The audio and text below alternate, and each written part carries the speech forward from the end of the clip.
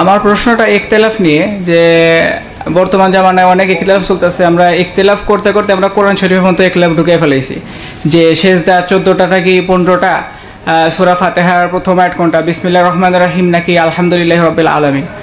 তো আমার প্রশ্নটা কোরআন শরীফ কেন্দ্রিক না, আমার প্রশ্নটা সুন্নাহ কেন্দ্রিক। যে এখন আমরা ওই হাদিস যখন কি আমরা রেফারেন্স নেই, তখন দেখা যায় যে হাদিস নাম্বার নিলে পরে আমরা হাদিস নাম্বার মিলে না। সেক্ষেত্রে ওই মুহাদ্দিসগণ যে প্রথম যে গ্রন্থ লিখছেন, সেই গ্রন্থগুলো কি এখনো বর্তমান আছে, যে ওগুলা দেখে দেখে আবার মিলানো যাইতে পারে যে হাদিসগুলো এখনো ঠিক আছে, যে নাম্বারটা ঠিক আছে? এটাই যে ইমামরা যে গ্রন্থ সংকলন করে গেছেন হাতে লেখা, ওটা কি এখন আছে কিনা কোরআন শরীফের মতো? আচ্ছা আচ্ছা ভাই, প্রশ্নটা খুব একটা স্পষ্ট হয়নি। ইখতিলাফ বিষয়টা আসছে, ইখতিলাফ থাকবে এবং কিয়ামত পর্যন্ত থাকবে। এটা এক শ্রেণীর মানুষ ইখতিলাফ করতেই থাকবে। যদিও ইসলাম ইখতিলাফ করতে নিষেধ করেছেন। সূরা আল ইমরান 104 নম্বর আয়াতটা খুলেন, 105 নম্বর আয়াতটা। আল্লাহ বলছেন, ওয়ালা তাকুনু কাল্লাযিনা তাফাররাকু ওয়াখতালাফু মিন বাদি মা জাআহুমুল বায়িনাত ওয়া উলাইকা লাহুম আযাবুন আযীম।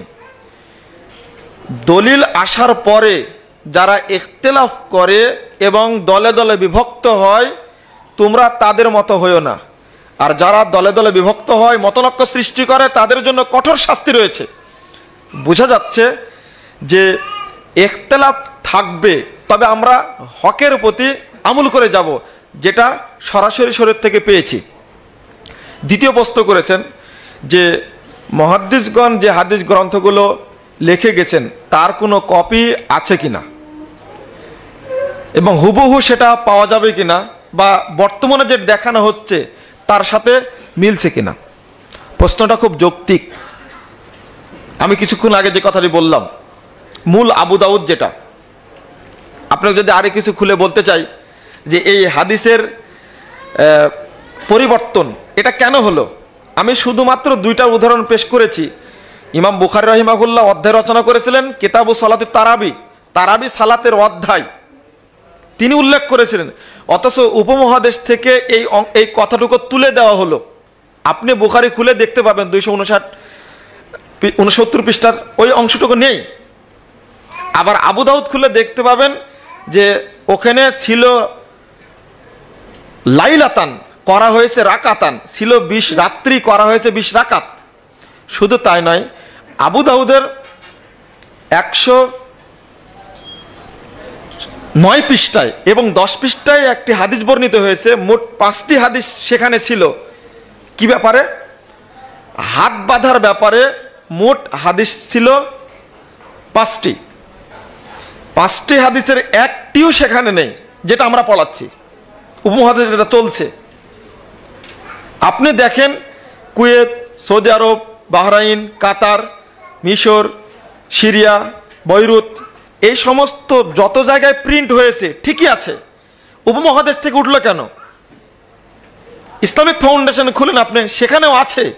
কিন্তু মূল আবু দাউদ যেটা পড়ানো হয়, লক্ষ লক্ষ ছাত্র পড়ে থাকে, লক্ষ লক্ষ টিচার দান করে থাকে, সেখান থেকে হারিয়ে গেল কিভাবে 5টা হাদিস?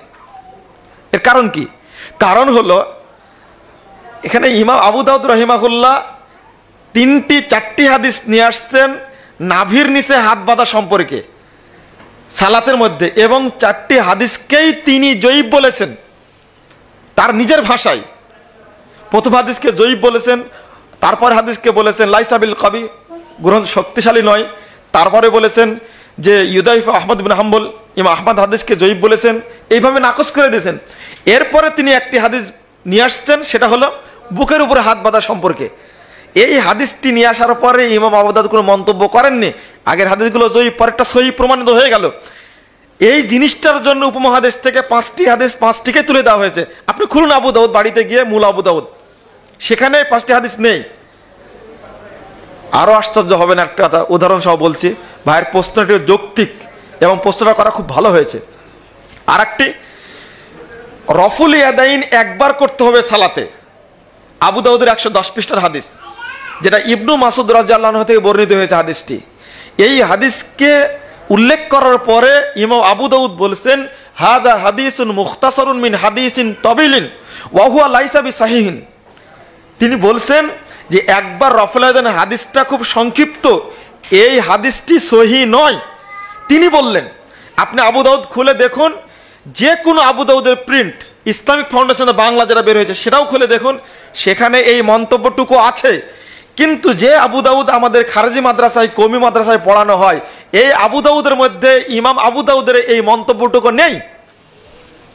ভাই যে প্রশ্ন করেছেন আসলে ইখতিলাফটা কেন হচ্ছে, আমি এই ক্ষেত্রে বলবো যে আপনি মূল গ্রন্থ, কিন্তু আরেকটি প্রকাশনার কথা বলি, আসাহুল মাতাব ইন্ডিয়ার, সেখানকার প্রকাশনী 1272 হিজরি পূর্বে 1264 হিজরিতে যে আবু দাউদ প্রিন্ট করা হয়েছে সেই আবু দাউদের মধ্যে ঠিকই আছে, কিন্তু 1272 হিজরিতে ছাপা আবু দাউদের মধ্যে কথাগুলো নেই। আর এই সমস্যাটা বিশেষ করে উপমহাদেশের মধ্যেই, অন্য জায়গাতে তেমন পাওয়া যায় না। আর আজকে আপনাকে কেউ ফাঁকি দিতে পারবে না, বহু প্রকাশনী বের হয়েছে এখন, আপনি মিলিয়ে দেখতে পারেন। আশা করি পরিষ্কার হয়েছে।